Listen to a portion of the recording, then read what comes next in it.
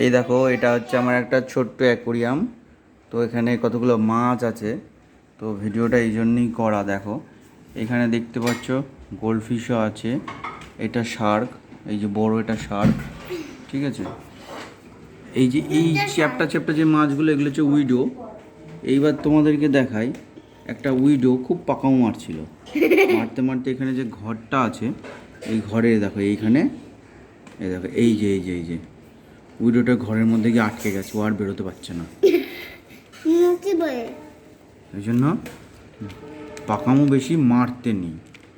হ্যাঁ, বেশি পাকামো মারলেই এইরকম হয়ে যায়। সবাই কি সুন্দর খেলে বেড়াচ্ছে, আর ও ওইখানে